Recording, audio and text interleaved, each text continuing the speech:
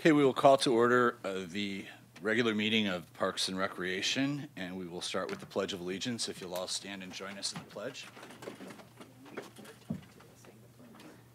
I pledge allegiance to the flag of the United States of America and to the republic for which it stands, one nation, under God, indivisible, with liberty and justice for all.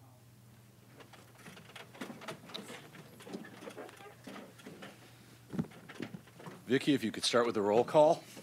Commissioner Armstrong. Here. Commissioner Boley. Here. Commissioner Coronado. Present. Commissioner Davis. Here. Commissioner Diaz is absent. Commissioner Goodman. Here. Commissioner Pace. Here. Vice Chair Navarro. Here. And Chair Young. Here. Thank you. And the report on the posting of the agenda? The agenda for today's meeting was posted at City Hall, the city's website, and at the Leisure Center by 5 p.m. last Thursday, March 15th, as required by established policies and procedures. Great, thank you. And regarding the approval of minutes, has everyone had a chance to review the minutes?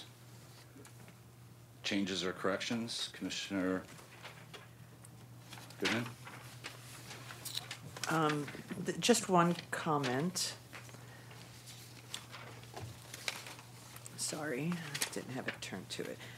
And it is on page 3, third paragraph. Commissioner Goodman mentioned the ad hoc committee. I think just for clarity that we should just add the retreat ad hoc committee. Okay. That's all. Thank you. Any other changes or corrections? And I'll entertain a motion. Motion to approve the minutes. Commissioner Pace is motioning, and Commissioner Boley, second. All in favor? Aye. Any opposed? I wasn't here, so I'm Abstain. Any other abstentions? No, I'll abstain from that because I wasn't here either. Okay. Right. Great, thank you. Vicki, is there any correspondence? I did receive one correspondence, and it was from the Black History Committee, thanking the commission for their participation in this year's parade. They were excited to see you there, and hopefully they'll see you at future events. So, Congratulations and thank you. Okay, it is time for public comment. This time has been set aside for members of the public to address the Parks and Recs Commission on agenda items and items of general interest within the subject matter jurisdiction of the Commission.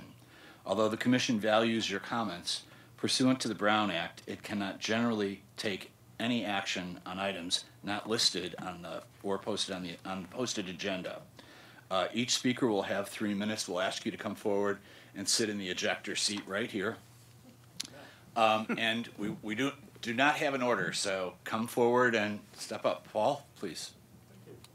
And please remember to state your name as you sit down and introduce yourself.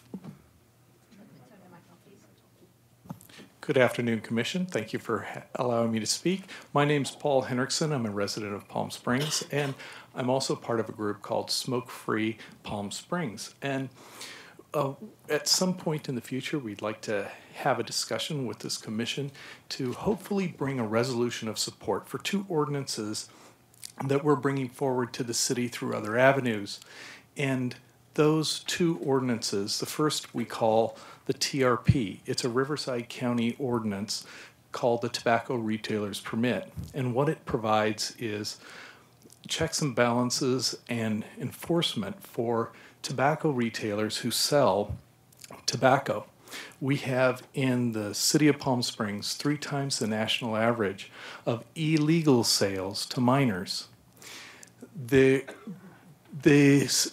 Riverside County has this ordinance, which must be adopted word for word, and when it is by a city, the Riverside County can bring decoy enforcement, just as you hear about for alcohol, where they come in with decoy sting operations to catch people selling illegally. Right now, retail tobacco, there really is no enforcement. And so we want to see that happen. Palm Springs is one of very few, a small handful of cities left in Riverside County that have not yet adopted this. The typical lifetime victim of the tobacco industry, who we call smokers, start before the age of 21. In Palm Springs, having triple the illegal sales to minors, we can help bring a stop to that and have a lot less people victims of the tobacco industry. The second ordinance is a citywide ordinance to bring various safe public space smoking bans. And we would like to get a resolution of support and an opportunity to speak to this commission. If you will consider at some point in the future putting our group on your agenda so we can have a discussion. Thank you. Thank you very much. Next speaker.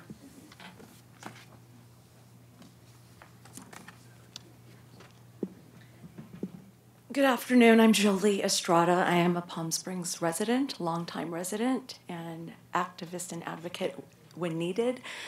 Regarding the possible takeover of the Leisure Center's Tiny Tots Program preschool, I think many of us are here to oppose that.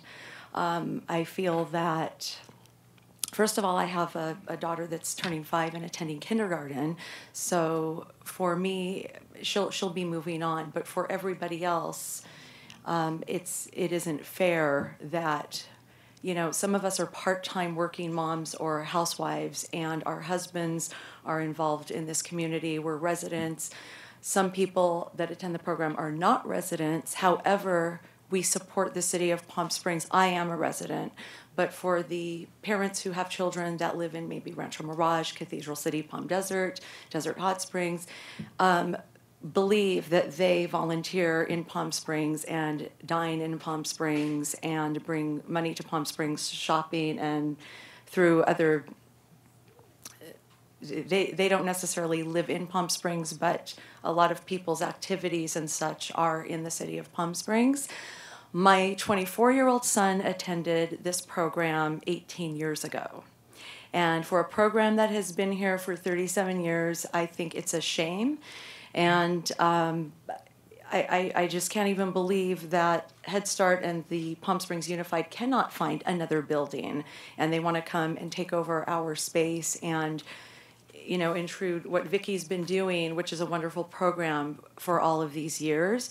And quite frankly, for those of us that are middle class, we don't qualify for Head Start programs. And, you know, if the option is to send your child to the Jewish school or to the Montessori school and pay $1,000 a month, that's some people's car payments or, you know, a big part of their mortgage. So where does that leave us? And the taxpayers are tired of paying for Head Start and all these entitlements and subsidies. And then it's basically, if you do this, it's going to leave the middle class out in the cold as usual with no option. And where are the other children, the 30 kids enrolled there now, or siblings or people planning to attend? Where are they to go? So I hope that you will consider leaving this program in place. It's a wonderful program. I mean, the children are reading, they're writing, they're 4 years old, they're reading, and they're writing their first and last names, they're counting to 100. And, you know, it would just be a shame to have Palm Springs Unified come in and have another Head Start program take over what we have and what we deserve also as taxpayers. I think that our tax dollars working for us, I think that we deserve that. So thank you very much. Thank you very much.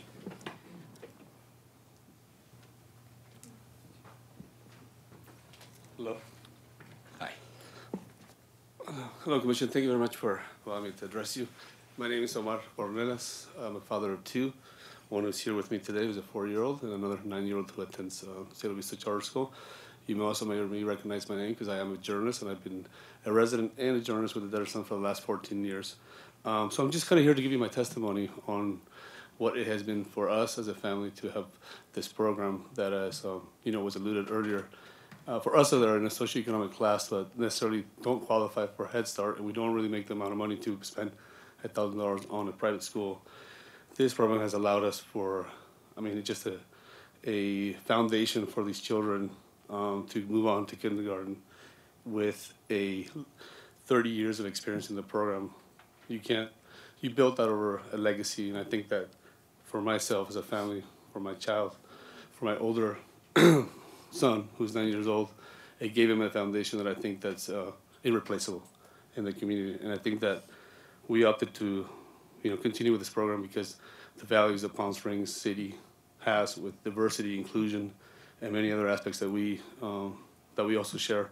I think those are the things that were most valuable that children are able to learn to give them success in the public educational system. So, as I can say, I'm not here to advocate for one or the other things. I'm just here to give you my testimony for what it has been for my family.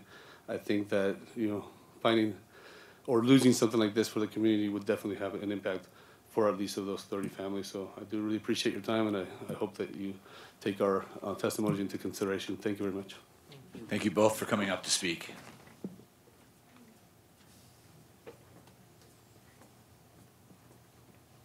Welcome. Hello, good afternoon, Commissioners. My name is Gemma Beristain, and this is Kiana. She represents one of the 3-year-olds that's going through the Tiny Tot Program. And we actually are from the city, have moved back to beautiful Palm Springs because of, again, inclusion, diversity. And what I've seen so far is there is that portion of middle class. We can actually say there's a middle class level here. And wouldn't it be nice to have a city address the needs of the middle class? And so that's why we're all here to say that we are always appreciative and supportive of the Head Start program and certain programs that deal with certain income brackets. But don't forget us. And I think the Tiny Tots program is a great advancement in really thinking about the middle class. Thank you. Thank you. Thank you both. Welcome. Hi, I'm Kristen Mclean. I wrote everything down because I'll go on a tangent. I'm also a Palm Springs resident. My son Bryce attends Tiny Tots, and I had only heard about Tiny Tots through a mom friend whose older daughter went and her youngest goes now. When she told me about this program and how great it was, I was really excited to get him in. And once he did, since August, my son's social skills, vocabulary, and overall personality has flourished, and I can only credit that to Tiny Tots. Hearing about the potential takeover with the Head Start program frustrates me because how is one educational program more important than the other? I find it hard to believe that there is any other facilities that could benefit expanding Head Start without pushing another just as important program that has been going on for so many years. I just truly hope that the consideration of the Head Start program is not being favored for financial gain, because to me that would just be that would not be a reason to end a perfectly good program that has been established for so long. Thank you. Thank you very much. Thank you.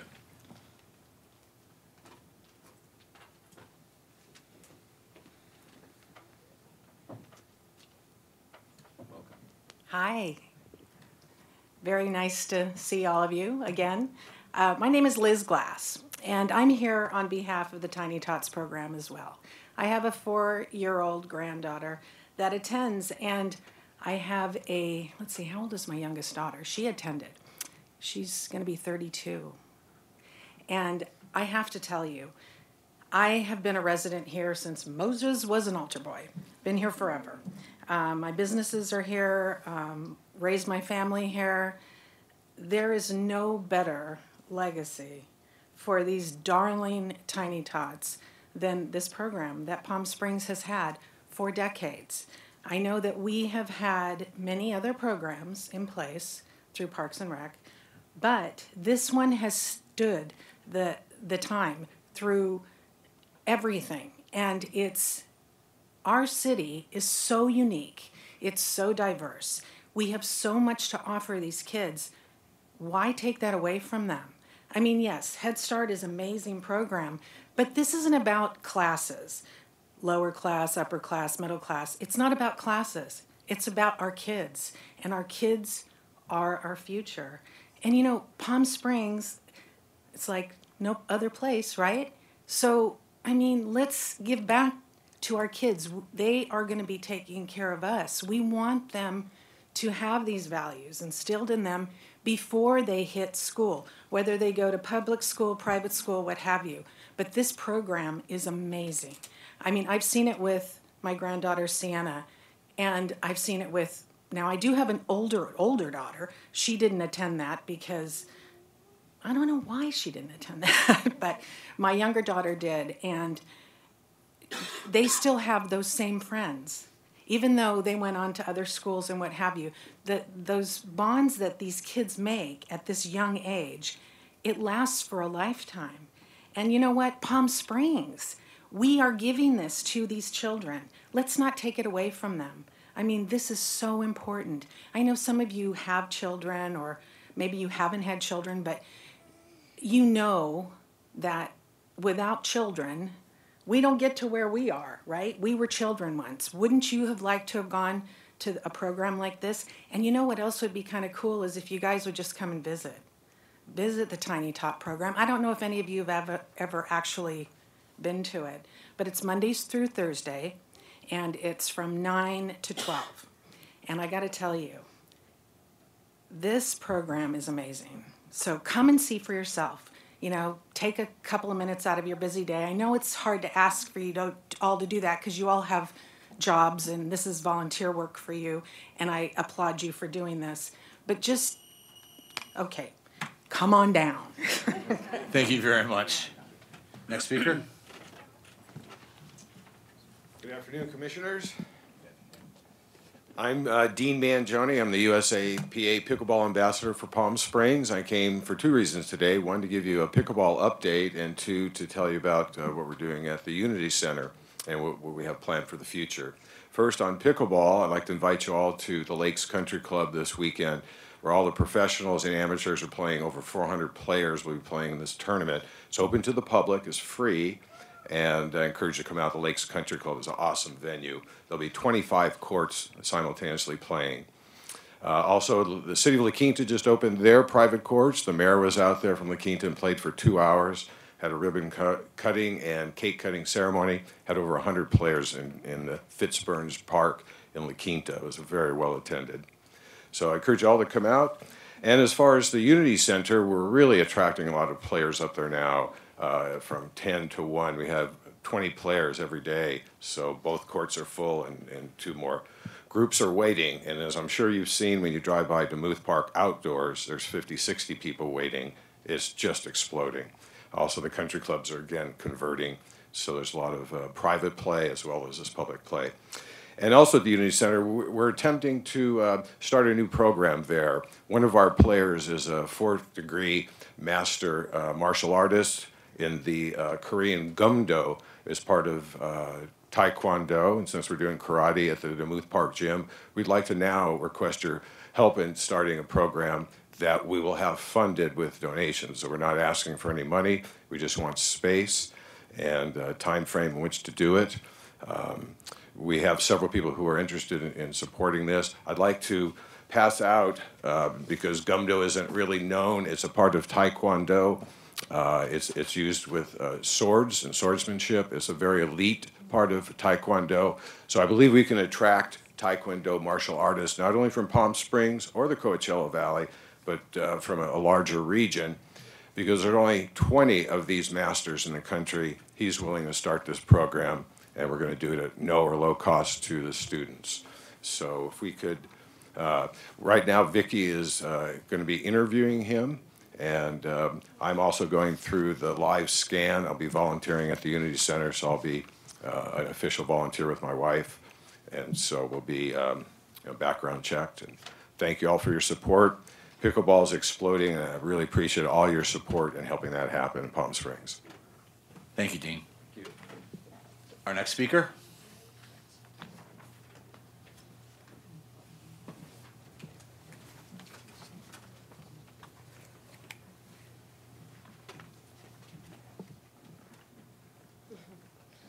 Hello, my name is Crystal Yokimkis.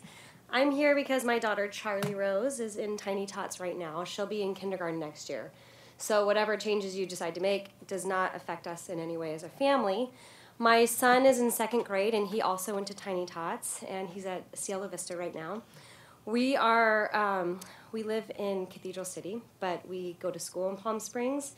She goes to preschool in Palm Springs, and my husband is a teacher in Palm Springs at the high school.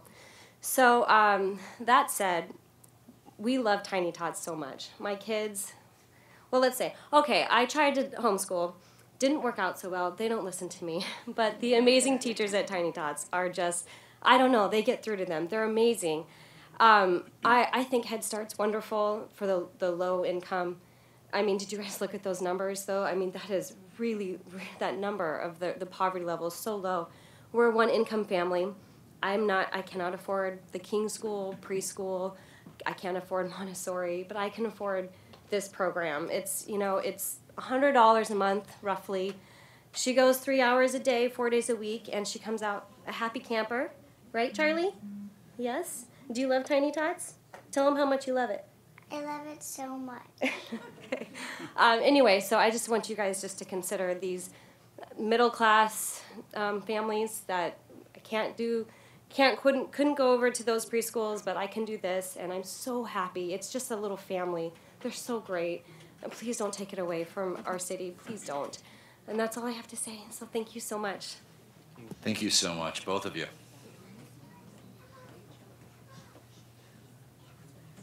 That was cute.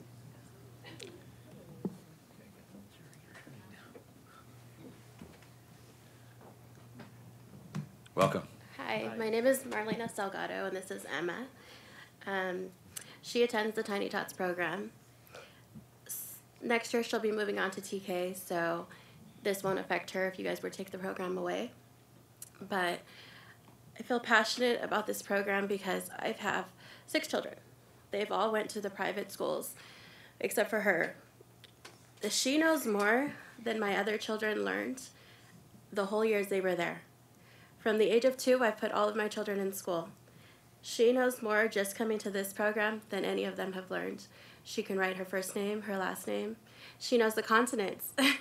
She knows things that are just, it's unbelievable what they teach her within a couple hours of her attending. I would hate to see this program go away for any family that could use this. It benefits our children. It's just, I don't know, the way she comes home, the way she feels, it's just a happy feeling to know that she's happy. So that's all I really have to say. Thank you. Thank you very much. Thank you, Emma.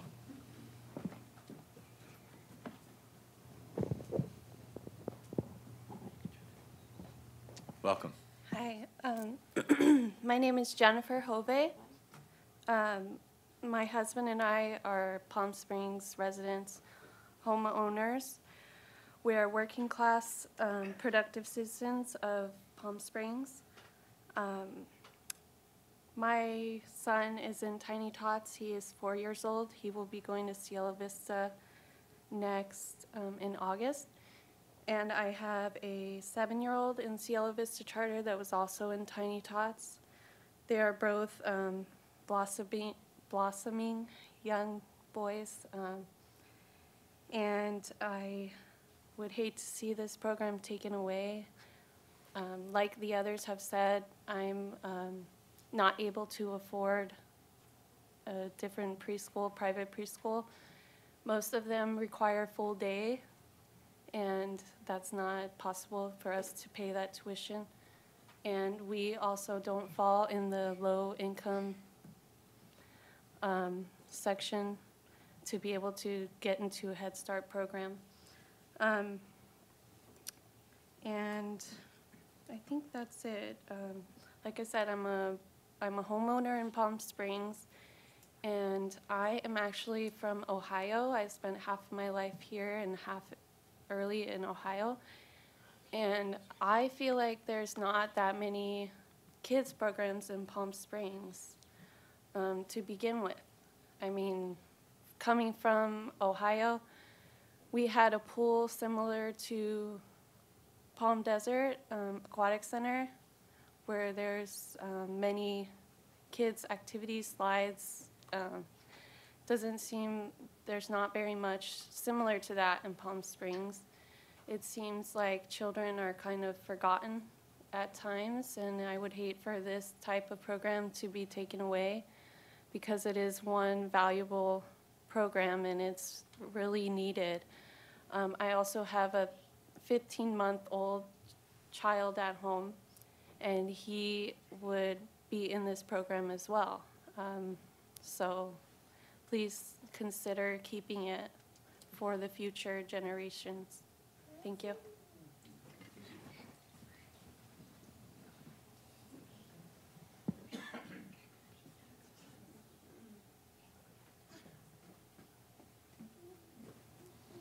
Welcome. Welcome.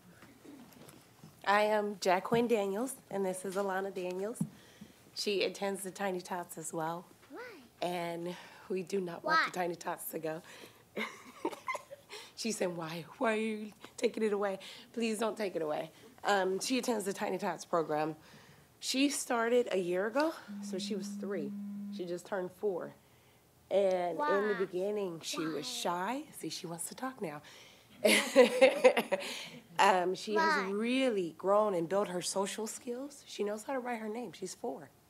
She knows how to write her name. There's so many other things that she knows how to do that she didn't know how to do before she started Tiny Tots. She just, I mean, she loves the teachers. She loves the atmosphere, just everything about Tiny Tots she loves. So we're just saying, don't take it away because this is our future. Like Tiny Tots helps our kids. So we're just saying, I won't be long.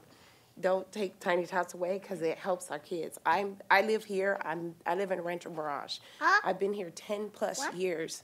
Why? And I've worked different locations. I worked for Enterprise Rent-A-Car. I don't know if you've seen me before, but 7 years I was there, and I picked several people up in the community. And I mean, I just love the entire community, Rancho Mirage, Palm Springs. I mean, I'm just saying, don't take away our Tiny Tots, please, because she loves it. Thank you very much.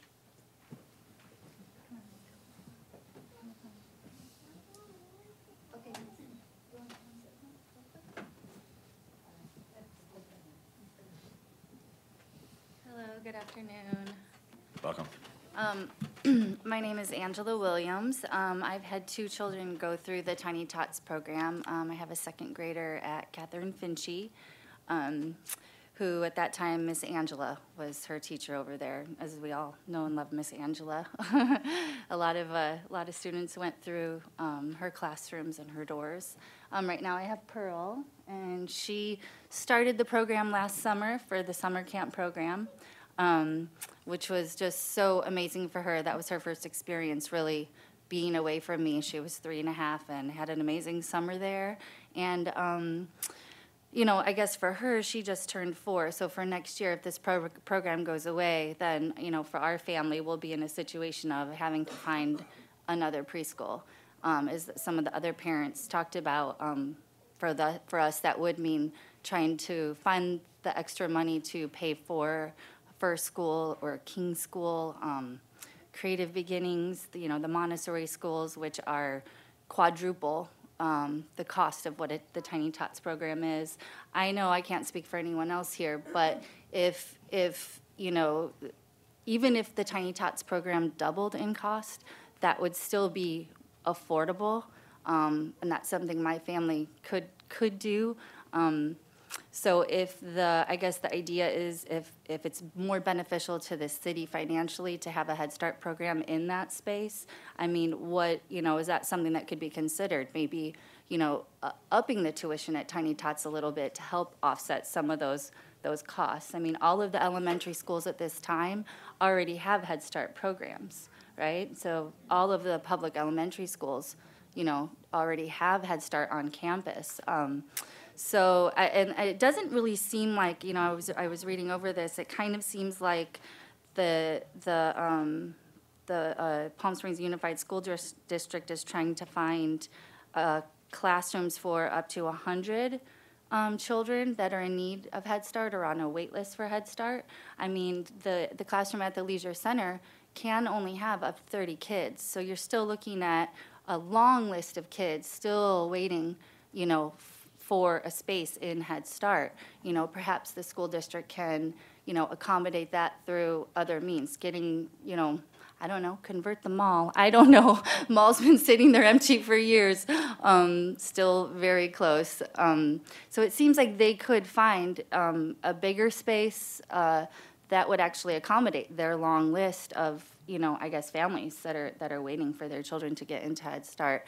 As far as the Tiny Tots program goes, though, I can't say enough amazing things about all of the teachers that are currently there, about Miss Angela that was there for so many years in the past. It's just an amazing program, and I really hope it stays. It really does mean a lot to a lot of us middle class families that don't quite have deep enough pockets for the private schools, but definitely don't qualify.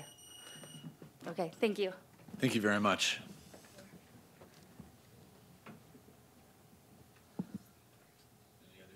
Any other speakers? Okay, we will close public comment at this time.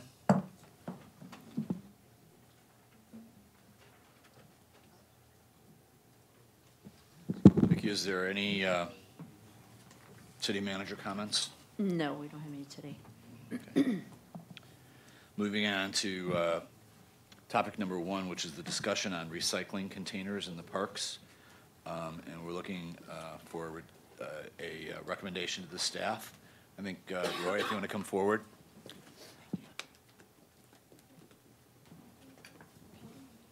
Roy, this is set up for you to, Oh, if Jerry set it up for you, so. It doesn't have an apple on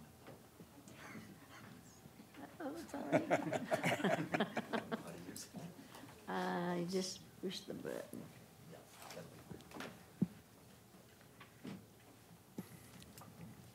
Good afternoon, Commissioners. I'm Roy Clark. I'm the Assistant Chairperson of the Sustainability Commission. Thank you for allowing me to be here this afternoon to talk. The City of Palm Springs has received grants from Cal Recycle to purchase recycling containers for beverage containers, cans and bottles. The money comes from the CRV, California Redemption Funds, that we pay when we buy bottles in stores. And we have approximately $12,000 a year that we've received for the current fiscal year and the previous fiscal year, 16-17.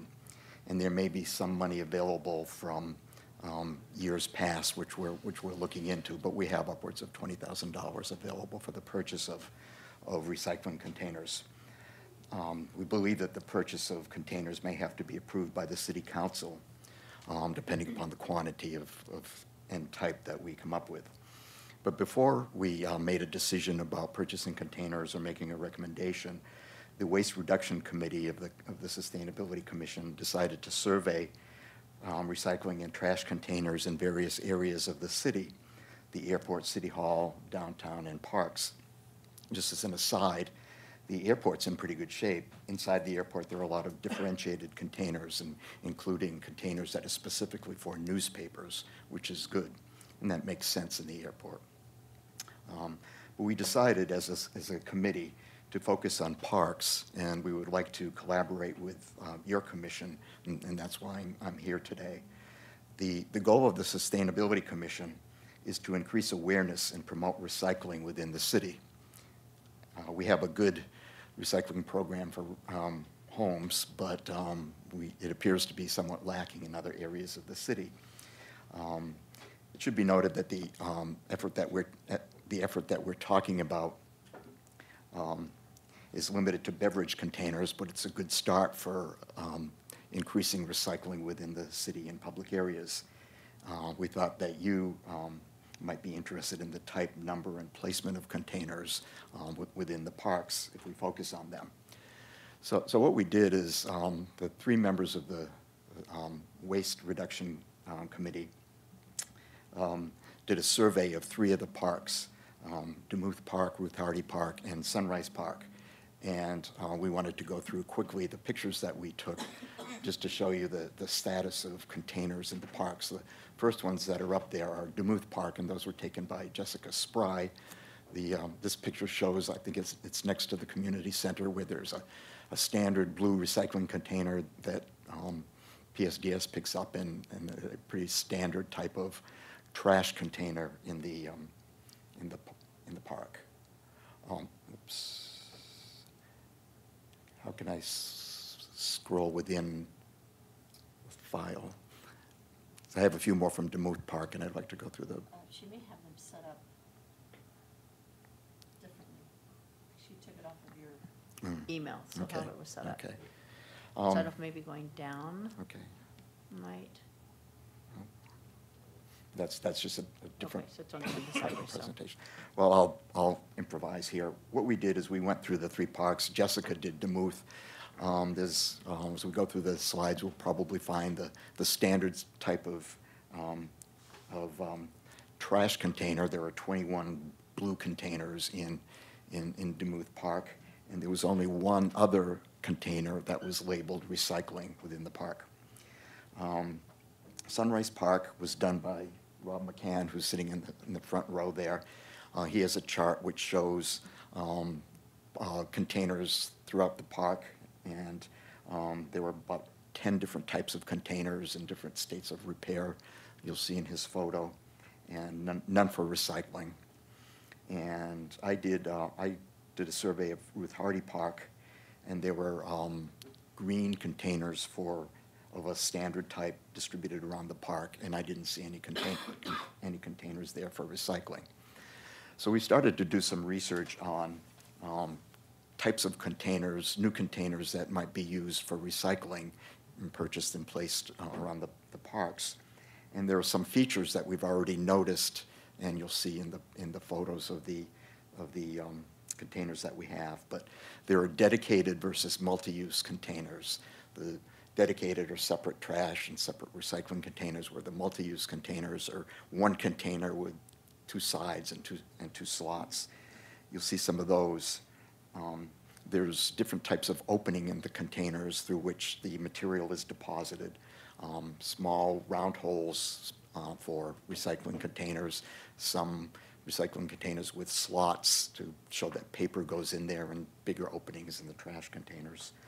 Color is varied amongst the different types of containers. Blue is standard for recycling, as we all know. There are instructions on the containers describing in words or symbols or pictures what is appropriate to dispose in the container. There are some containers that are transparent. There are some that are opaque. We should also consider, in looking at containers, theft resistance, not only of the containers themselves, but what is inside the containers. Bottles and cans right now happen to be the most lucrative thing for turning in for recycling as opposed to paper, so that there would be a tendency for those to be stolen. We also should consider ease of maintenance, keeping the containers in good shape. Also, ease of emptying the containers, which is something that both of those, which I'm sure Stacy would be interested in. So I'll go through the pictures here, and we'll see what we have. These were Demuth Park, as I mentioned. These are new containers. This is the multi-use container. This one actually was taken, the picture was taken at Costco, but you can see the slots are appropriate for recycling versus trash, and there are pictures to show that bottles and cans go in the recycling part on the right. This is Ruth Hardy Park. The picture on the left is a standard container. Those are distributed all around the park. Whoops. And then the one on the right was in one of the tennis courts. These are the photos from Sunrise Park that Rob took. You can see there's quite a variety of types of containers. There are some of the standard rectangular type of containers that we saw in Ruth Hardy Park, some barrels as well, but a wide variety of types of containers there. They're all trash containers. Oops. I guess that's it. We have a few more examples of different types of containers as well. There's one that's transparent, and a benefit of that would be people would see what's already in it, and it might help them visually to know what should go in that type of container. There are others with different types of graphics and wording on them to try to make it clear what goes in the containers. So basically, what we wanted to do is present this information to you. We have the funds to purchase recycling containers, and one suggestion, which is open for discussion, is that we might form a joint commission, small ad hoc committee to investigate the types of containers and determine what would be the best and what the best placement might be. Thank you. Yes, Commissioner Armstrong. I feel like we're back to the future because there's a lot of history. I guess this happens when commissions change over, but in 2014, Sustainability Commission worked with this commission. The year of planning, we added, I think, 10 recycling containers to the parks. They're supposed to be put in Demuth in the covered picnic area, Demuth Ball Fields 7 and 8, Sunrise Park picnic area, Bridgestone Park near the playground, Ruth Hardy Park west side by the tennis courts, and Victoria Park in the covered picnic area. So this was a year of planning and was paid for, not of the money you're talking about, but sustainability always has a large recycling fund as well, right? Yes. Do you know how much money is in that? Not off the top of my head. I think is a lot of money. So there's more money than just the state money if we were going to proceed with a more comprehensive program. I think at the time, and these were put in August 2015, I'm assuming they're still there in these parks, but when this commission voted on it, Jay Thompson, the city clerk, was involved with that, and he said that at that point that was a baby step, and so there was the full intention to expand recycling in the parks. There was concern about people taking cans out of there. I think Gary Calhoun was supposed to do a study on, the usage in the parks. I don't know if that ever happened, our city recycling director or manager. So we already actually are on record, or this commission, I wasn't on at the time, I was on sustainability at the time, to add recycling containers to the parks. But part of that program was to examine the usage and any potential problems that they may have contributed to. I think there were some concerns about people going through the recycling containers and throwing them all around, things out of them or something like that. So I just wanted to let people know that this is something that has been a cooperative thing over many, many years, but it just, with the changes at sustainability, particularly losing their director, it kind of fell on the wayside. Thank you for the information. We tried to get some history. We couldn't, but that's one reason why we decided before we went ahead and did anything as far as purchasing containers go, is that we would take a look for ourselves, and the results are what I described, and we saw very few recycling containers in the parks. Stacy, do you want to come forward? I think part and parcel of this is what you're doing with council, with the city test and their equipment. I'm just wondering, are you finding, is there a way for us to get synergy between what we're doing throughout the city and with sustainability? Well, downtown probably has very specific needs compared to the parks. And to kind of piggyback on what Commissioner Armstrong was saying, there have been a lot of theft of the few labeled recycling containers, theft, and more than that, destruction, tipping over, spreading them across the parks to, makes a pretty good sized mess with some frequency. One of the reasons you see the variety there is a couple of years ago we also had a downtown demonstration of benches and trash cans. The first time we went through this rendition, and the items that were used for that demonstration were then dispersed through the parks. So that's why you're seeing some of the variety that you're seeing, along with trash and recycling and benches. And again, each park has different plans and how they were designed and what the goal was for the primary use. I'm not adverse, and I love the idea that you're taking maintenance into consideration. Thank you for that, Roy. But I do have concerns about just overall in general, how are we going to secure that without making a lot of mess for the folks that have to try to use the parks. And we can respond to a cleanup to a certain extent, but even now and with the trash cans we have, we still struggle with that. Commissioner Pace? So what types of, sorry, I'm way too far away. What types of canisters do you have the most trouble with so that when we make a recommendation, we wouldn't try and recommend those? Most of it, what we have right there is we have concrete, and then there's actually steel or aluminum inside. The easiest access means the easiest access. So what generally happens, the folks that want the recyclables will just dump the entire container. And that's where we're struggling. I like the idea of the see-through. That would be great, and I think that maybe visually would help people to actually see what they're putting in. But for us, the minimal impact, looking at what he's got there with the blue, and I can't see exactly how big that is, but assuming that that actually has some limitations on the material it's made of, that would probably be something appropriate if we could lock the front of it. So you're not opposed to a lock that somebody would have to go through to be able to get through it? Because I have that issue I have two containers that sit next to each other. One's blue and very vivid, one's orange, and nobody knows what goes in what. Right. Even though there's labels and text and everything on them. So a clear version of that. And again, one of the bigger concerns we had when we went through the program with Michelle, we had the same problem. We actually had commissioners, because I was actually on the Sustainability Commission, one of the people that went out, we went out and did an audit of the recycling content.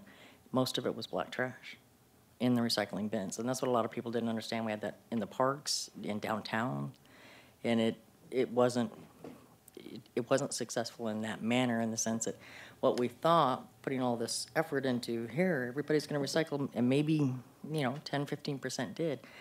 But you get enough black trash in there, and it's not worth it. So most of it got thrown away regardless.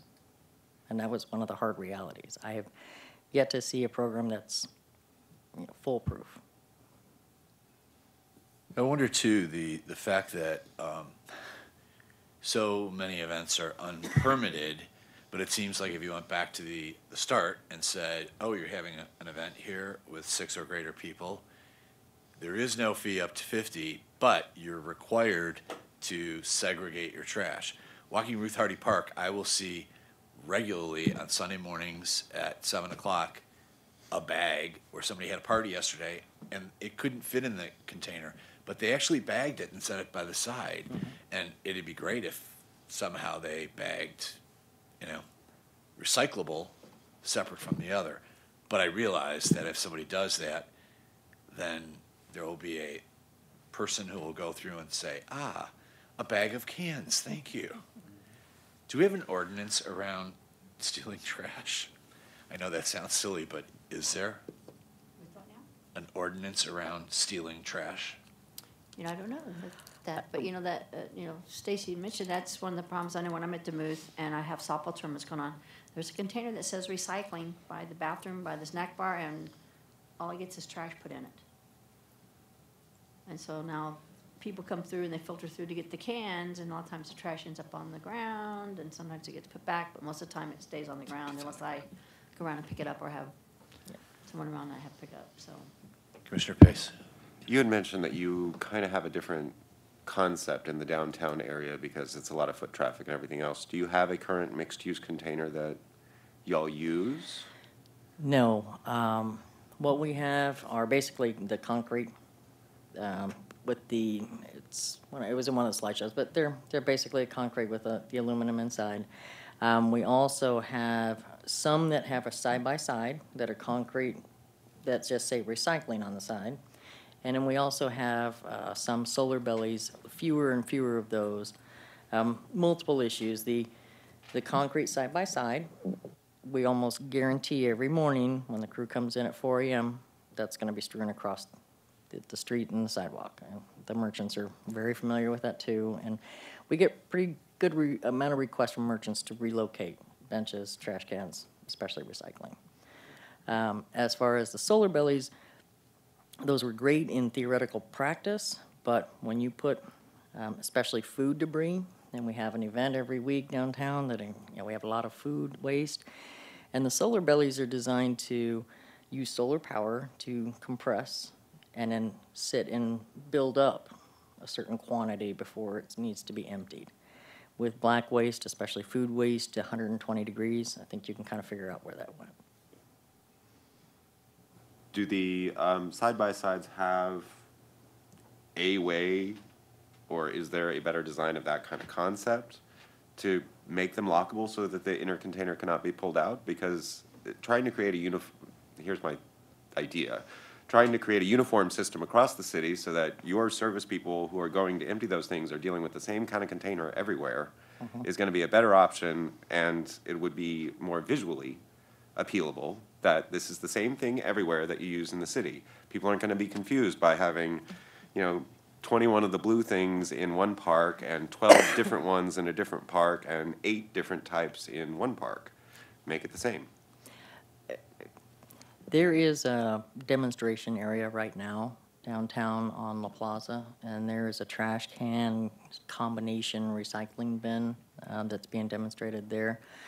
Again, this is all very tentative and just put forth ideas, but I'm actually a proponent of that because it has a very small section for the recycling. With it's small and oval, round with 2 openings on the side for cans, bottles.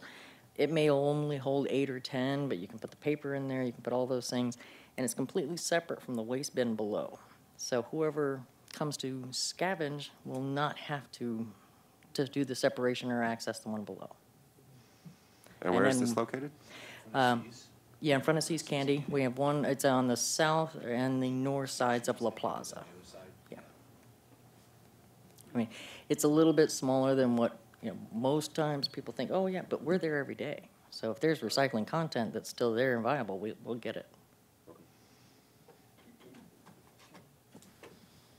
Commissioner Goodman?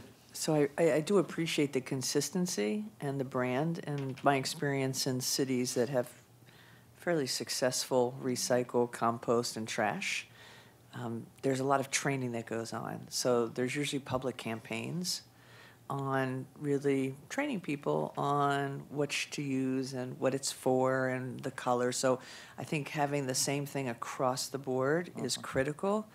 And we might want to look at some other cities and how they actually have campaigns to educate their consumer. In some cities, it starts in elementary school, and you'll see during lunch that every single student has to take their tray and has to put the recycle, the compostable, in the trash. And so that was my experience in San Francisco, and it's really interesting. Since I was in San Francisco, and they have these very strong campaigns and have educated their residents and their visitors.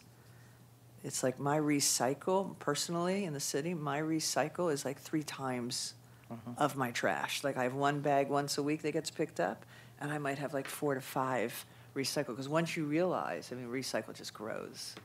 So I think it would be nice to have that be a consideration as you have the expense and you roll out new product. I know for us historically, blue has been our recycle and green has been our landscape trimming.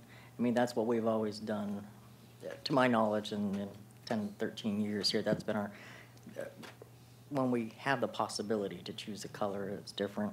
Otherwise, it's the labels and the lettering in multi-language. And one of the objectives of the Sustainability Commission is to promote recycling, and we believe that consistency would go a long way toward doing that.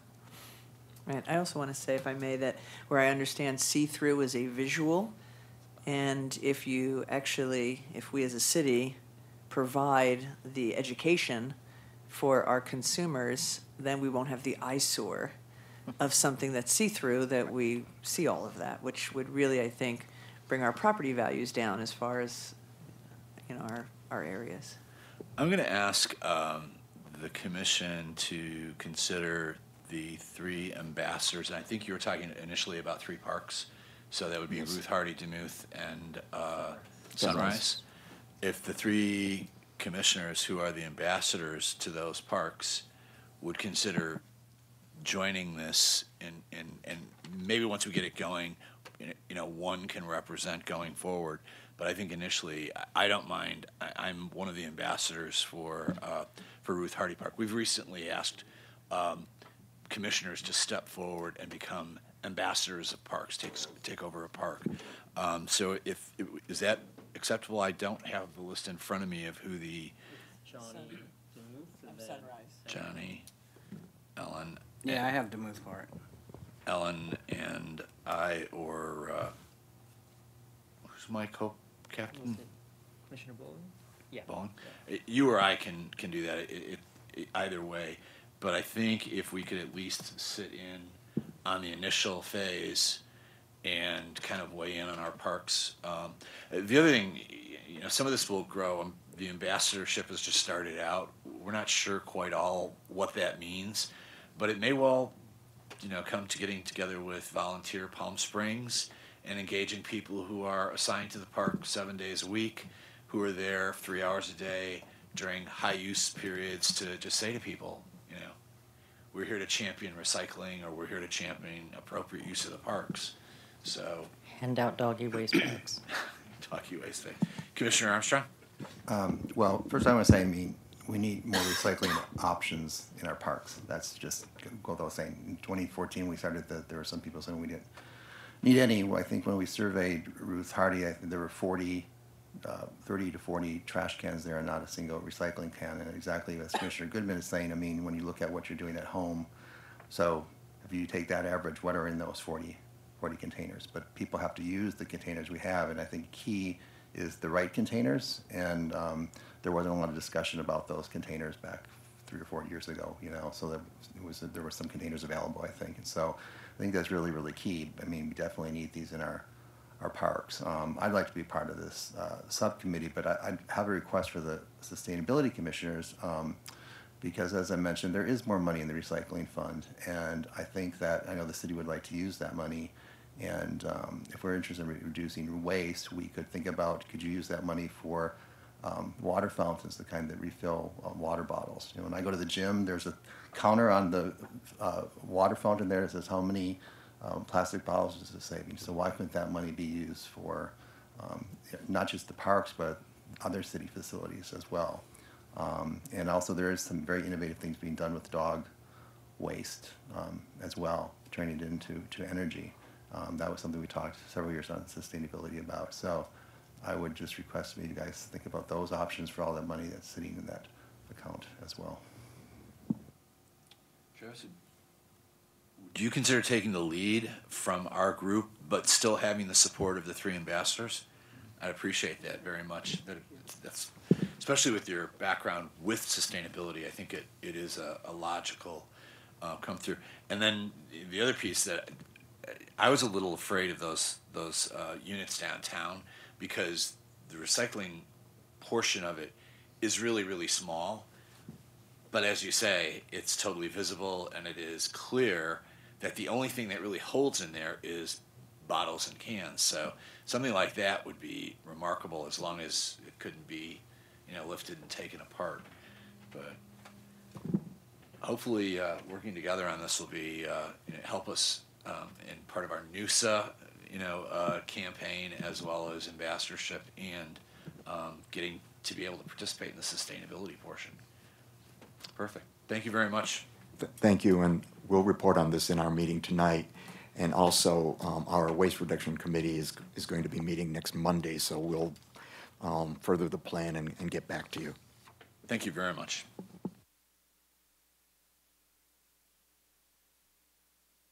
Okay, at this point, we're going to move to the discussion of the Palm Springs Unified School District request for space. So I'm going to recuse myself, and I will wait outside for you to call me back in. Great. Okay, Thank you. Just to clarify, Commissioner Goodman is a paid staff of the Palm Springs Unified School District, and it would not be appropriate for her to weigh in, so she's recusing herself and stepping out. So with that being said, Vicki, you've brought it to us pretty clearly, but can you go through it? Sure. So before we use a staff report for consideration and review, and discussion on whether the city should be leasing space to Palm Springs Unified School District for Head Start program. The city was contacted by the school district a number of months ago looking for potential room or spaces for Head Start program. so they could continue and be able to meet their needs with the children they had on a waiting list for Head Start. So before you, in the staff report, is for you to review the staff report and have a discussion on the school district's request to lease the space, and then make some type of recommendation of where you think the city should go. Again, as I said, Palm Springs Unified School District contacted the city several months ago looking for space to hold Head Start program. They currently have over 100 children on that waiting list and are anxious to get those children into a program.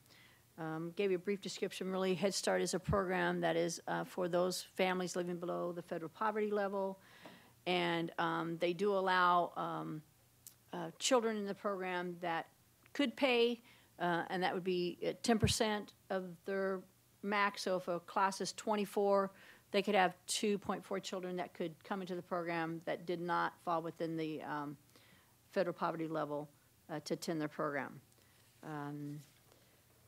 I gave you the numbers of what the family household numbers and guidelines could be. In conversations with the school district, while their enrollment is based on qualifications and it's based on the above mentioned categories, the subsidy they get or the reimbursement they get is a flat reimbursement. It's not, you get so much for every kid that attends. It's no matter how many kids attend, based on the program, it's a flat rate.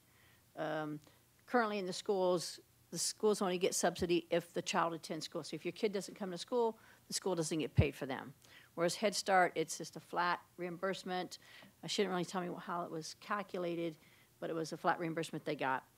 Palm Springs Unified, after walking with them, and we reviewed Desert Highland, we reviewed Demuth Community Center and the Leisure Center Tiny Tot Room. They are interested in leasing the space at the Leisure Center and using the Tiny Tot Room or Youth Room as their site for Head Start. They would be running a program, a morning and an afternoon program from 9 o'clock in the morning basically till 3 o'clock, having 2 sessions a day with the maximum of 24 in each program. As the room stands now, the maximum they could have capacity would be 15 because there's only 1 bathroom. So in order for them to accommodate their maximum of 24, they'd need to add an additional restroom into that building. Currently in our current program, we have 30 children that are enrolled in the program from ages 3 to 4 years and 9 months. At this time, we don't know the number of children in that program that might be able to qualify for Head Start as far as federal poverty levels, but obviously there could be the 10%, again, if there was space, allowable to allow them into the program. In addition to other programs we have, also our after-school program, FKO, also uses that program, that youth room in the afternoon. We have about 75, 80 kids, and so when you're trying to do homework with first graders, or actually kindergartners through 8th graders, makes it really tough in one big room, so we split them in half. So our kindergartners through 4th graders go into the youth room to do their homework with staff. The remaining children, 5th through 8th graders, stay in the pavilion with the older staff, with my staff, and they're getting their homework done. So if the youth room is leased to the school district, then we'll need to find additional space to provide for the younger children to do the homework for the after-school program as well. The impact to fiscal impact, in order, again, like I said, for the school district to come in and operate the program with their maximum, they would need to add another restroom. Based on my walkthrough with the school district staff, they estimated that would be a cost of about $50,000 to add 1 bathroom into that room. This would have to be a new capital project that the city would have to fund. Currently has not been funded and would need to be incorporated into the this fiscal year's budget for 2018-2019. We could look at the cost of that $50,000 as the potential lease that we could get from the school district, but I don't know where we're at on that. I don't know if there's been discussions on what they're willing to pay. I haven't been privy to that conversations, but there could be again, the payback. We pay $50,000 to the bathrooms, so rent could be based off paying that money back to the city. But yet that hasn't been negotiated, and so it would be before the commission of how they would like to move forward with the youth room at Sunrise and with Head Start and program. Commissioner Pace. I have a couple questions to start. The ELC program over at the Highland Unity Center is very similar to the Tiny Tots program, is it not? It is, it is. So if we had overflow, those kids could go there to continue the Tiny Tots program, even if it's not at Sunrise. They could, and then we could add would need to, if they chose to go, then we'd have to probably add additional staff to Desert Highland too. But you'd have staff Other from the ELC or the Tiny Tots program that could move in that direction. That We way could- they're not actually changing their job. We could have some, yes. Okay. The second thing, the youth program that you were talking about is an after-school program and starts at 3 o'clock? Yes, roughly depending, middle schools get out around 2:30, 2:35, so by the time they get back there, it's almost 3. Some of the elementary schools only out to 3:30, so it's almost 4. So between the hours of 3, 4 o'clock is when majority of the kids get there. And yet the Head Start program is ending at 3 in that room, so you wouldn't be able to use it afterwards? I don't know that, but my guess would be if they're gonna bring their program in and have all their equipment and stuff in there, they're probably not gonna want anybody else in that space. Okay, so they're leasing it for the full day? That would be my understanding. Okay. Do we have any information on what the demographics of these 100 people that are on a waiting list, are they Desert Hot Springs, are they Cathedral City, or are they Palm Springs? That I do not know. I do not know. I mean, obviously it's part of Palm Springs Unified School District. Right. Which expands to, Rancho Mirage, Desert Hot Springs. So what the makeup of those 100 children is, I do not know. I mean, I could check to find out, but I don't So it could be that they'd be traveling from Desert Hot Springs down here, where it would be better if it was up there, or they'd be traveling from Rancho Mirage, where it's better if it was out there, you mean? Yes. Or it's thinking? Okay, thank you. So I've got a couple questions. I think this document is a good basic document, but I think there's a lot of impact in my mind that as I read through it, I couldn't see the impact addressed. So the space is not currently vacant and rentable. It is occupied, correct? Yes, it is. So I'd like to see that added. Where would the existing programs and children go if we were to start leasing to Head Start at the center? Is it program ends, or some of the children might be able to move, or? Well, we haven't really got that far. I mean, we could look at other locations. We could look at moving it to community center. Is that ideal? Probably not, but, there's no playground there. In the close vicinity, they have to go to the other end of the park if they want to use the playground. We'd look at modifying the restrooms. I think the room there that we would use isn't as large as the youth room at the leisure center, so we probably wouldn't be able to take as many children in the program. As Commissioner Pace says, if there were parents who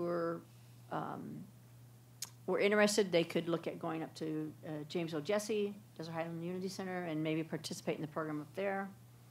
So. See, I guess I have a series of questions. One of the questions is, are there not trailers currently adjacent to the James O. Jesse, which were specifically used for Head Start a while ago, not used at all today, yet there are 100 children that are on a list, and we're looking to rent space that's currently occupied?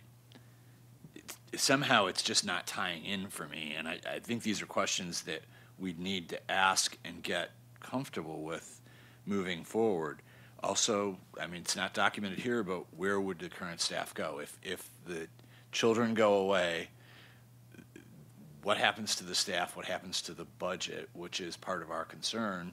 If it's going to be laid on to some other projects, then it's going to bring costs to things that we've already sort of looked at for level setting fees. And then one of the parents said it here: why isn't the school district adding trailers to existing schools and using bathrooms, that meet their requirements? There's a piece of me that says if this was a really logical, there were the right number of bathrooms and it was the right size and there would be a slight move to accommodate it, it would seem logical, but that doesn't sit well currently. Vicki, just to clarify, you said for the after-school program, 75 to 80 Yes. kids? So in addition to the 30 that would be greatly impacted, it'd be another 75 to 80, so that's over 100.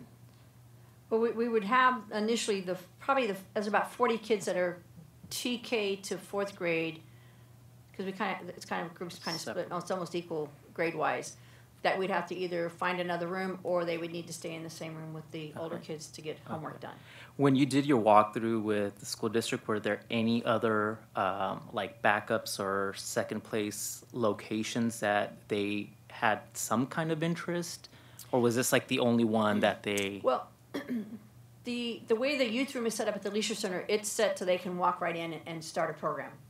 They couldn't have it with their maximum because it only has one bathroom, but it has basically everything they would need to come up with a program with 15 children. They wouldn't need to do any improvements. It has a playground right outside in the courtyard. It's got the one bathroom. It basically has everything they would need to come up with a program. In order to get their maximum, they would have to add an additional restroom to the site. When we walked to Muth Community Center, again, the room's a little bit smaller. There's not a playground, so they'd have to add a playground. And the way the area is structured, they would have to also add a fence closure on the end of the building because it leads right out to the street, so you don't want the kids going out into the street. They'd have to knock a hole in the wall to get them out from the building out to the playground area, and then some modifications to the restrooms. And they were guesstimating that to be somewhere between $75,000 and $100,000. They definitely didn't say no to it, but it wasn't the top on their list. Got it. And then we didn't walk Desert Highland that day, but they had been there before, and the didn't seem to be on their list, the radar, as consideration for Head Start, since they were going to be using the modular that was put in by the county. Hopefully within the next few months they'll have a program starting there. Will that be Head Start? Yes, the modular? The modular, yes. Commissioner Boley? Is the youth room used for the summer camp program? Yes, again, in the afternoon. It would affect our summer camp program too? It would. So those first through fourth graders, that would probably be 50-plus kids. And are going to have to stay on the other side with the older kids in the pavilion. All of this would only take care of 24 people on their 100-list staff. We still have 74 people that they've got to find a place for out there somewhere. My understanding is that they're looking, and I don't know if the 24 kids would be 24 kids morning and afternoon, or if some would be all day and some would be half day, because they're looking at having 24 kids in the morning and 24 in the afternoon. So were those 24 the same? I don't know that yet. But it still doesn't solve their 100-person waiting No, list. it does what not. I'm seeing here. They'll still have children on a waiting list. You know, and I look at this poverty line. I can't see that you got any people from Palm Springs that could have qualified for it. I don't know how they can, you know, to be able to bring in the other 2.4% of your people, or 2.4 kids from the current one that could qualify to pay. I have a question. Vicki, if the school district is going to utilize that modular at James O. Jesse, how many kids out of that 100 will that accommodate, or is this a whole separate list? I think it's a whole separate list because when the county came to us a year ago, March, about getting in to refurbish that building, they already had, I want to say they had about 16 or 17 children already identified in the area already that would qualify. Okay. And it was my understanding when we met back in October with the parents, October, November, because they were saying, when are we going to start? We're ready to go. We're ready to go. And we probably had 10 or 15 parents that showed up that already were ready to start in that facility, but we're waiting for it to open. And, you know, it had to go through final licensing through the county, and it also had to go through a fire inspection by the fire department. So. Go ahead, Commissioner Pace. So as grateful as I am that this topic has finally actually come up in a meeting, because it has been going on for multiple months kind of in the background, this still does not provide us enough information. And it would be helpful to have input from a city manager who has yet to show up, and possibly spokesman from the school district, so that we can actually ask questions to clarify, since there seem to be so many open-endeds. So at this time, I don't think we can make a decision. That's just me. But that we would defer it till a point where they are actually willing to sit down and speak with us. I agree. I would agree with you, Commissioner Pace. And one of the other things that I heard today was a group of parents, and I looked at the kids, and I'm seeing children who are, they're basically saying, we don't qualify for the Head Start program. We can't afford 4 times more than this to go to Montessori schools or things of that nature. Now, I'm looking at the next 5 years in this city, and I'm thinking, depending on what happens with vacation rentals, we may have 1,400 homes hitting the market. And I would venture to think if that happens, we will be having younger people with children coming into our community. And the last thing we're going to be able to do or need to do is reduce the services to the middle class families. And I'm really concerned about that piece long term as well as what we saw today. Commissioner Armstrong. All right, I have several things to say. I just want to respond to one point the chair made, is that in the master plan it does talk about the city creating unfair competitive advantages. So when you look at our programs and how much we're charging and what the free market is charging, if you indeed have a whole bunch more children coming to our community, there may be ways that that may be taken care of. But I do think realistically, when you have what we saw today with people bringing their children in, that if this goes to city council, that's going to be very compelling optics for everyone to back down from this proposal. But I would like to see somebody from Head Start come and talk to us about their program, because I was sort of, even though I found what I heard today informative, I was really troubled by a lot of it as well. You know, my sisters and brothers were in Head Start, and it did something wonderful for them. And somebody asked, is one program more important than the other? If you have 100 kids, and we have to be fair when we talk about those children, because when we talk about our Tiny Tots program, we tend to say, well, how unfair it is if somebody is working in the city, but they're from Cathedral City, and they're being penalized. Well, we have to look at that for the Head Start parents as well.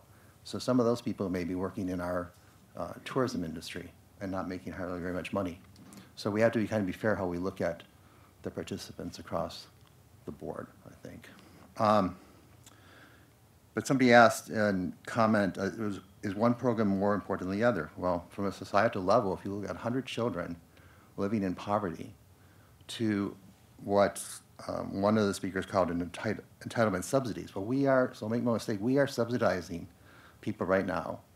They could be from outside the city, they could be very high income, or they'd be very low income. We don't really know. So without actually hearing more about the Head Start program and being compassionate, I don't want to make a recommendation. I know where it would go if we made a recommendation, but you know, we think we have to look beyond ourselves at these vulnerable people in our community and the need.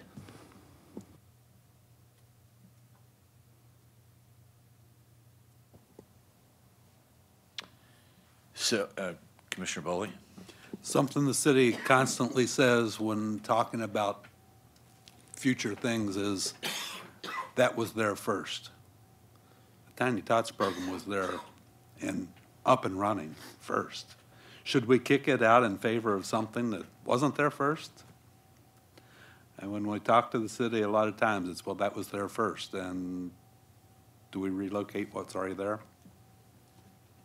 See, I would say this is where Commissioner Armstrong and I absolutely are not in agreement. And my piece of this is partially what you're talking about. These programs are here. There was a 30-year-old that's attended the programs. They've been around for a while. I'm not saying that Head Start shouldn't get in someplace. I'm just not sure that this room at this time is the place. I'm really concerned, and you know, I may be told it's none of your business, but there's a room, I don't know how many children that would fit into the Head Start unit at James O. Jesse, the trailers. 30 kids, 24 kids? I think their maximum is 24. Okay. But it's been empty for, I've been around the city for 7 years. It's been empty, I know, for the last 4 years. And it has been, because when the program was started in the late 90s, again, it was the county brought the modular in, and the school district operated the program. And it went on for a number of years, and then kind of the market, you know, budgets and stuff, people were taking hits, and they didn't I don't know if it was the county that was providing the funding. Anyway, the funding was no longer there. They decided to stop the program. And so the modular sat there for a number of years, probably for a good 10 years, waiting for something to come in there. They did offer it to the city because the county realized if they moved it, it was going to cost them more money to move it than what it was worth. So they originally had offered it to the city. City, would you like to have this? You can make the improvements and use it for whatever you want to do. We had our people go in and do an assessment, and it was just the cost to bring it up to code and to, you know, do the improvements to it. The city wasn't willing to do the investment in that at the time. And then, obviously, the county came back to us this past year in 2017, got the funding, got it granted to the improvements, realizing there is a need, and asked the city to enter into an agreement with them to allow them to operate the Head Start program again, with actually them update the building with the school district operating the program for them. And so we are there today. Again, last I heard in talking with Myra Costa, who is the director of the Early Childhood Education Program for the district, the last piece they were waiting for was a fire inspection. Once that is done, then they can get the final licensing through the county to start the program. Yes. I guess just to be honest, has a decision already been made that what we discuss is not going to matter in the end, or what we recommend or not recommend? Do you know if it's already been signed and someone up above has already made a decision? I don't know if it has been from the city side. I know that the school district has met. I know their school board is on board with starting the program. And Dr. Reddy asked for this to come before the commission and had stated several months ago it would become before the commission before a decision was made for direction on what you would like to do with the space that the school district is using, requesting to lease. I confirmed that today with Dr. Reddy before our meeting. He was not in the building, but when I spoke to him, he said this is not a done deal from the city's perspective, and this should be coming from the commission, either moving it forward, asking for more time and more answers to questions, or pushing it and saying, you know, we're not interested in, you know, relinquishing the space at this point in time. Not sure that that would be the final. It is only our recommendation to the city council, but that's what I think I would ask this group right now. What are you most comfortable saying? I would agree with you, Commissioner Pace. We're not ready to say, let's do it. So.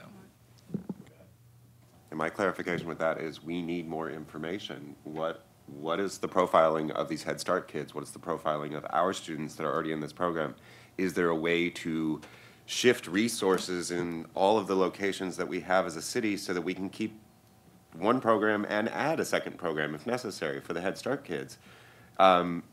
This just doesn't provide us enough. And without having direct, immediate feedback with somebody who's actually involved with this, and also the goals of the city and where they want to go with this, that's information we need. And unless we have those at least two people sitting here, I don't think we can move forward. But we need to request that they get their butts here and put them in the seats. Well, and it may even be more than two. I think Commissioner Armstrong said it'd be nice to have a representative from Head Start too to talk to us about that. So, Vicki, do you feel with what we have in the minutes as you go back and pull them together, you have enough to be able to push staff forward with the fact that we're not ready to go there, and why? Sure, and and that could be your recommendation, right? This time, whatever your recommendation will be is that this time we're not ready to make a decision until we can get further information. Commissioner Bully. We're not discussing or trying to decide if the Head Start program is a worthwhile program. We're trying to decide if we have a piece of property that we are willing to rent.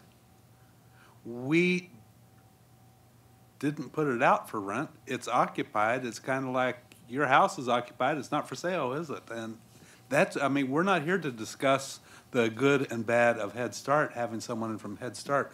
We're here to decide whether we want them to take over the Tiny Tots program facility. Am I correct? Yes, that's what's before you is to decide.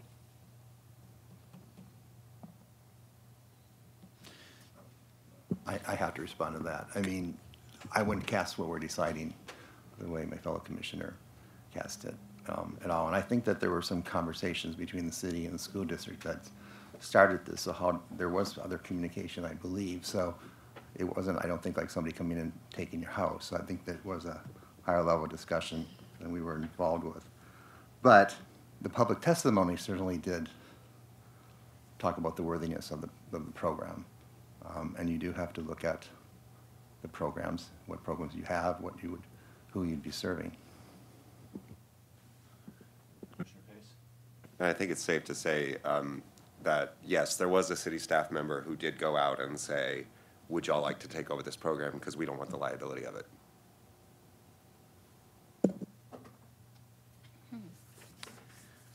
Based on the fact that that information hasn't come through to us, is there a motion that you're looking for at this point in time, or do you want to roll it forward as you have it without motion? Well, I'm not sure. the direction was for you guys to review and discuss it.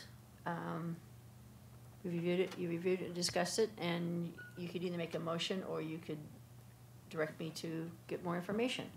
Commissioner Pace. Can I actually make a motion to push this to the next meeting with the invitation of at least one member of the school board, the city manager, and a representative Head Start to join us for that meeting so that we can further discuss this? You can. Is there a second on that, or? Okay. Second, Commissioner Armstrong. And all in favor? Aye. Aye. Opposed? Abstain or restrain? Withheld? I oppose. You oppose, okay.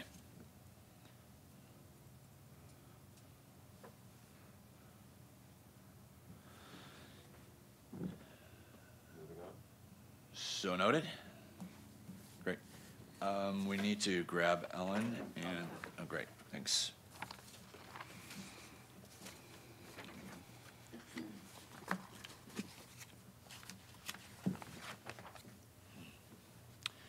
We are under a time constraint to 4:30. We good till 4:30? Sustainability starts at 5. 5. I know she needs a little bit of time with the room ahead of time, so. The third item on our discussion today is the discussion of recreation and facility rental fees. While we went over a lot of this for the recreation portion in our retreat, this is the time to actually hit the nail on the head and get it done. So, Commissioner Pace, do you want to take the hit? From what I understood from the retreat, and Carol, I apologize you weren't there. I apologize for not being there. If, you know, when I brought the points up, and I guess there were 2 major points, there was a third, but I decided to leave that for now. The 2 major points being the election of a citywide membership that actually allows access across all the facilities instead of them having their individual things. And then the fees as they are to help cover the costs of them, of the programs. As I understood, there weren't a lot of questions about it at the time. Does anybody have questions now? Have things changed? The only thing that, after reviewing, because I actually had a meeting with Dr. Reddy and the finance director and his assistant, under the fees and all the fees, under the family fee, we don't have a base fee for the non-resident. Well, when we had discussed it at the time. And I've looked at this a million times, and it wasn't until we were discussing it yesterday, and Dr. Ray was saying, okay, I see the base fee, but what do we charge a family base fee? I go, oh, good question. So, I don't know, it could have just, I don't know if there was, I know we're looking at if they were a resident, they'd be 100, so the question was, what would be the base rate we would charge a non-resident family? There was no discount provided for a family that was a non-resident. Okay. They would have to get individuals. Okay. But what is that fee? I mean, there's no fee listed, so that's why. Yeah, because there is no family membership for non-residents. Okay, so they would just pay, okay, so Yeah. then we need to put, okay, no fee. All right. So if it was 3 youth. Fee ute? Three youths, it'd be $75. $75. Yeah. Yeah, okay. Okay. No fee there. And then there were a number of questions that came up with the meeting that I had yesterday was,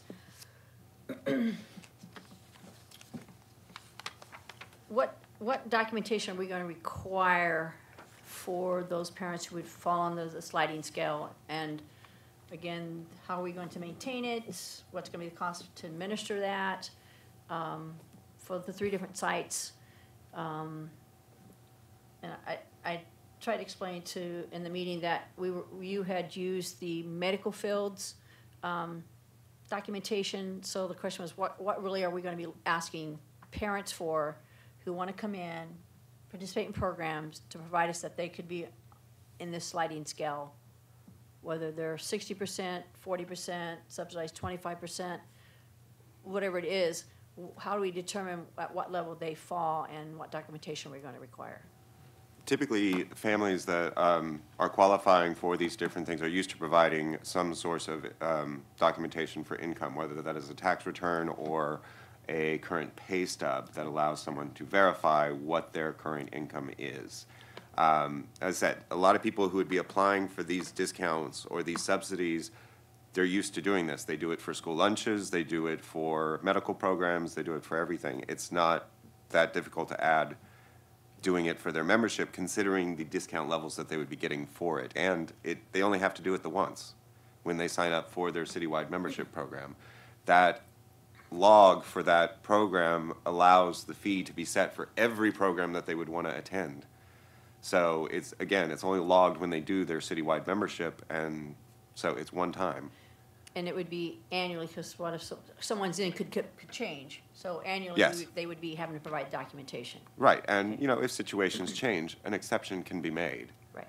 You can always say, 6 months in, they lost their source of income. They still need their kid to be able to go to these programs. We don't have to be hard and strict about it. When you're offering discounts based off of income, if the income changes, if they're willing to come in and say, hey, look, my income changed, take it. Do we have a structure at this time of what that scale actually looks like? The one that I had pulled, and this would be whether it would be adopted or not, was a standard across multiple medical fields that I looked at, and it's based off the federal poverty level, and it's basically a broad capitalization of it in different levels. So like what the resident A would be, since it's so much of a discount, it's 25%, is the federal poverty level. Everything above that is a multiplier applied to it, whether it's 150% of the federal poverty up to 200% of the poverty level. So this actually allows for a better scale than like the Head Start program, which just deals with federal poverty level. This deals with twice the federal poverty level, downward. And I had presented it at one time, and it is lovely filed in here somewhere. But I will find it for you.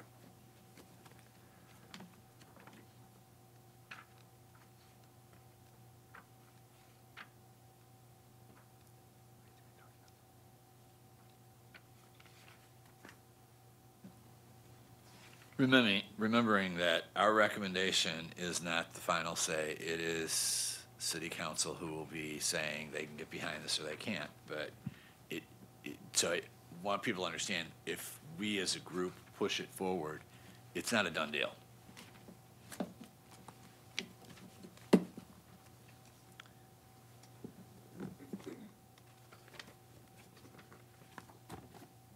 Carol, did you want to see this?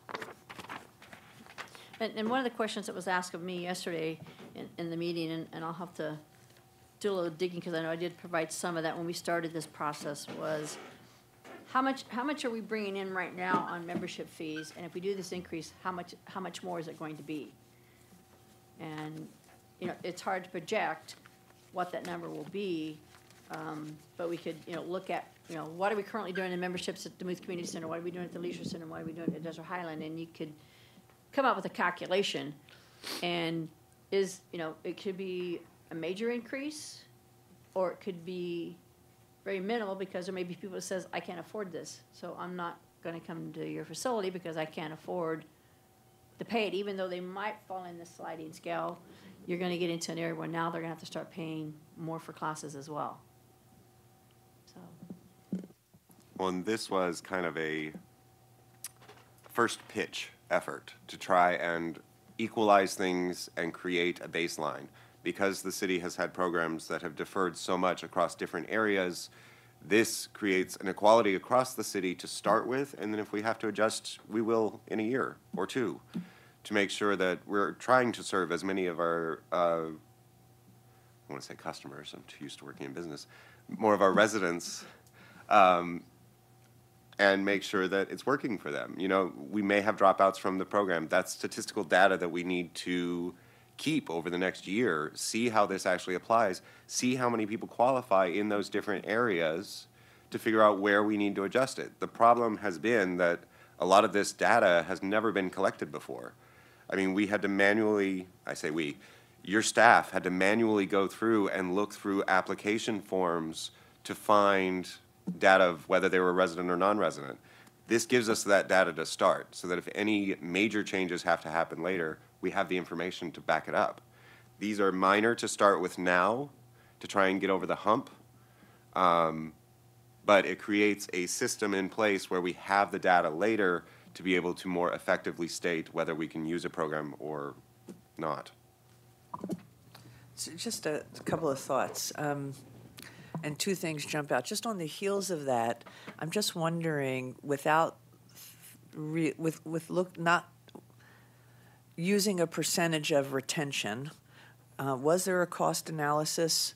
What would it look like if 90% of the people stayed on, and maybe we lost 10%, you know, from a fallout due to changes? Was there a number by any chance that came forward in your research? There was, when we had originally looked at it, since the program specifically declines in cost for residents, what we looked at was currently in the program, how many residents versus non-residents. The issue came up that more non-residents use these programs than residents do in most of the programs. And so the capital from them was actually greater than what they were currently making. But when it came to the impact on residents, which was what we were really focused on, we'd actually make less money from our residents.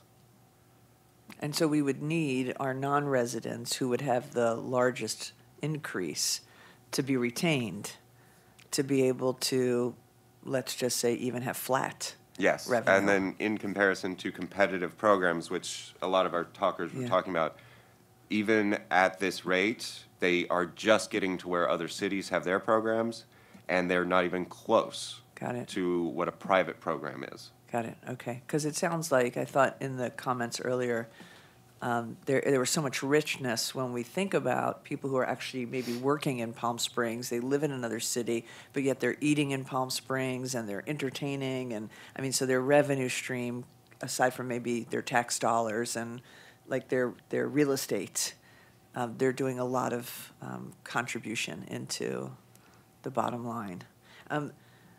And then another question I had, and this is just how to work out these details, and that is the infrastructure inside of the department. And Vicki, inside your department, like what kind of infrastructure will need to happen to be able to capture the data, retain the data, make sure that there's privacy around the data. So I don't know if there needs to be maybe an impact analysis so that should the city council elect to adopt this, that, Vicki, you're prepared and able to be able to launch it at the first of the fiscal year?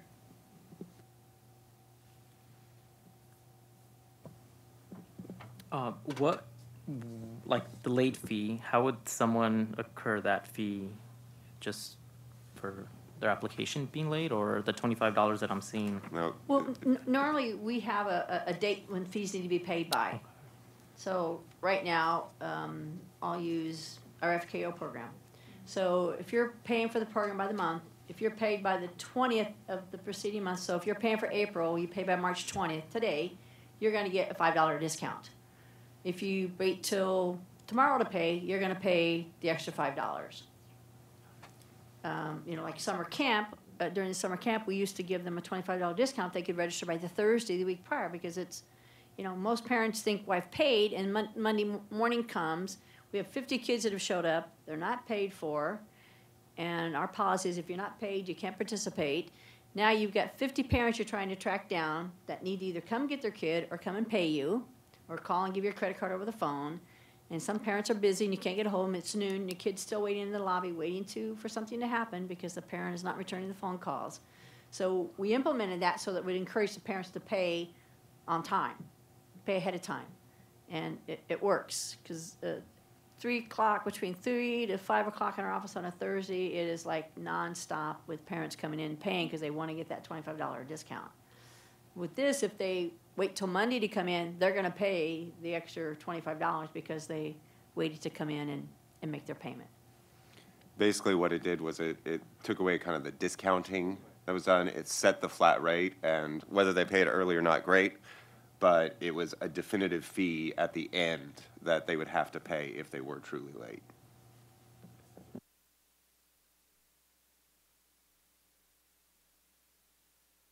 One of the things, and this is in response to Ellen's first part of her response, was we had discussed what would actually qualify a person as a resident in the city, not just having a home here, but if they were a full-time employee here or owned a business here, then that would be something that would actually say that they're a resident. Because they do spend their time here, they spend their lunch hour here, and they come here because they're dropping off their kid to the closest location to where they work. So that would be one thing to put into the detail. Yeah. Several times.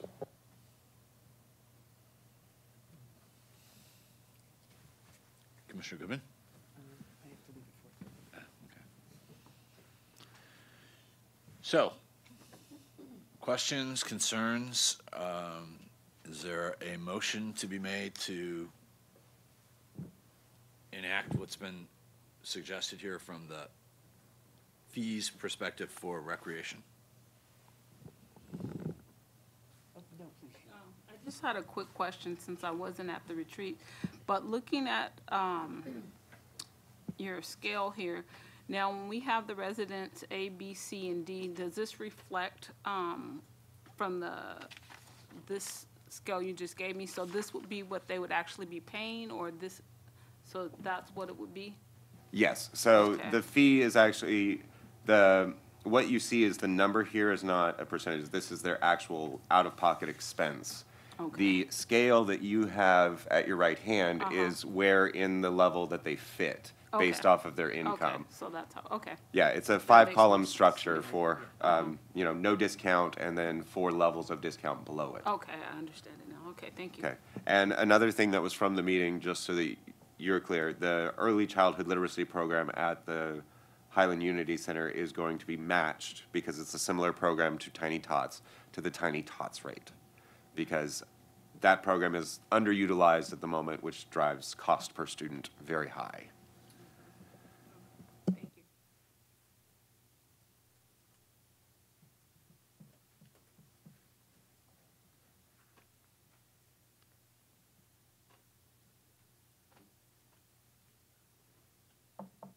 Questions or any other concerns? We'd entertain a motion. So I'd actually like to put forth a motion that we adopt the committee's suggestions. The one caveat that I do have is I'd really like just to explore what it will take for the department to be able to manage the process and to make sure that that process is in place so that it actually can start at the beginning of the fiscal year.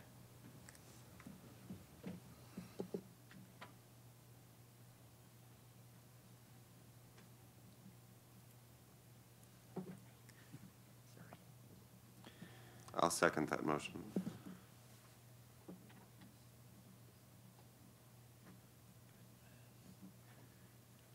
All in favor? Aye. Opposed? Any opposed? Any abstaining?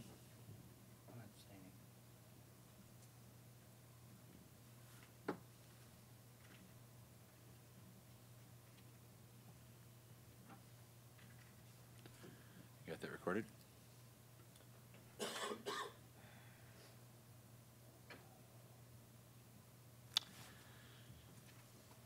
So relative to now, fees, do we have time to address the, not fees for the, fees for space? Actually, in our meeting yesterday, after looking at it, Dr. Reddy has decided he wants to take it before the City Council Subcommittee to review. So I'm massaging it a little bit, and we're going to be taking it to them next week to have a meeting with them for direction. Is there, Commissioner Pace? Since that's a subcommittee, it's being publicly posted and people can attend? I don't know. I don't know if they're calling it subcommittee. I don't know if it's subcommittee or ad hoc, but it's a meeting that's scheduled for next week. I can clarify that and let you know. Please. Okay. And are you driving any particular concept? I mean, we've had some ranges where we felt strongly that we should be equitable across the board on the cost per square foot with some allowance for equipment usage per location, and come up with something that is logical so that you're not renting Demuth Center at $500 and James O. Jesse at $50. Is that kind of the objective we're working toward, or?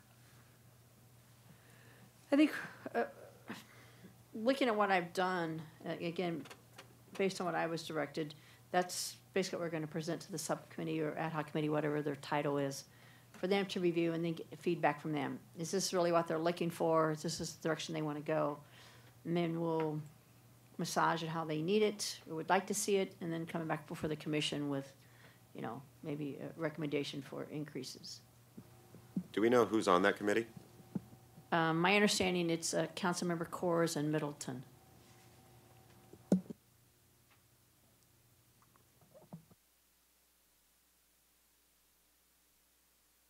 Any other questions or concerns? Well, we've gotten through a lot of our action today. What I'd like to do now is go through commissioners' comments, go to each of you and see if there are any comments or issues, and then we'll go to staff updates. So, Commissioner Boley? I'm going back to May 17th meeting of 2016. I discussed this a little bit with Vicki to ask, what is the appropriate procedure that we follow? We recommended that signs be placed at swim center, signage, and skate park a year and a half ago. And it was brought up, Cause, I believe, directed this thing, and nothing has been done at that point. And when Vicki and I talked, was it to go to city council? Can anyone recall where that, we went through it, we did all the motions, and we signed and sealed it and voted on it, but it never happened. Part of the issue was I was dealing with the school district, Palm Beach High School, hoping with the new welding teacher we could get some signs made. Him and I went back and forth. We never could seem to get together to come to an understanding of what it would cost, what kind of material it would be. In the meantime, I did get with Mark Lowy, who is the M&O for the skate park. They did do some designs. The process is going to be after talking to planning. Planning has to review the signage to determine, and Flynn said that he thought he could do it on his own without it going before the full planning commission to make sure it was appropriate signage. I'm just waiting for Mark to get me the actual size and stuff of the sign so I can get it to planning and move that forward so we can get the signage put up. No, that'd be the skate park, but what about the swimming pool? Because It's both. It will be both. Both? Yeah. Okay. Yeah. So there's nothing more that this commission has to do. We have done our. You've done your due diligence. Right. It's just staff getting a design, and before we'd even do it, we'd bring it back for your review as well. Make sure it's acceptable to you before we would have it fabricated and put up. Okay, thank you. Thank you. Anything else? Not today. Commissioner Pace? No comments today. Commissioner Armstrong? Our newest commissioner. Well, it's my first chance to really say anything today, but no, glad to be aboard. I got my hands full at Demuth Park. I can see some things already that could be addressed, and looking forward to the privilege. Thank you. Commissioner? I just very quick. I think with all of our ad hoc committees. I just want to say good job to the folks who put all this information together, because I know we're all really busy with everything else that we do, and it takes a lot of time and effort. So thank you all for providing this. Thank you, but I'm going to point all thank yous to Commissioner Pace, who worked tirelessly on pulling this together, and I couldn't agree with you more. Yes, Commissioner I third that, second it. Good job, thank you. I want to thank everyone actually for Saturday. It takes a lot on a day off and with busy schedules to show up and be present and participate. So I thought our retreat went pretty well. We got a lot done, came out with a lot of ideas and action items, so thank you for that. And then I also just want to reflect and thank all of the families, all the parents who came out. In the whole process, the discussions and the thoughts around programming and the value of programming, there was this, I guess, what I would call middleware, and our public comments today really just called middle class. You know, there was this whole section for me that was left out of the conversation, and it really hit home, and I appreciated them coming out and getting in front of us, and for me, it just really shifted my perspective, so I want to give them a shout out. Thank you very much. Commissioner Davis. Good. From my perspective, I also wanted to thank all of you and your significant others and families for allowing you to spend Saturday working on the retreat. I know, Trent, I think you mentioned that somebody said, "Oh, are you going someplace fabulous and, you know, golfing?" It was better than that. It was a lot better than golfing all day. It was a great facility. Ellen, I appreciated the way you moved us through the material and were flexible in running. But also, everybody stepped forward. And I sense one of my hopes was to become a more visible, a more viable, and a stronger commission. And I felt that we achieved a lot of the baseline for that. So I want to thank you all very much for that. I felt it was a great day, and I was very, very appreciative of it. So thank you. Vicki, staff. About dates, this Thursday, which is March 22nd, we'll be celebrating the Village Fest birthday. I think it's the 26th birthday, I think. And they'll be having cake, and it goes very quickly, or cupcakes, and it goes very quickly, starting right at 6 o'clock, right at the corner of Tockwitz and Palm Canyon. So if you're available and would like to have a cupcake or would like to help the staff hand them out, they'd be more than appreciative.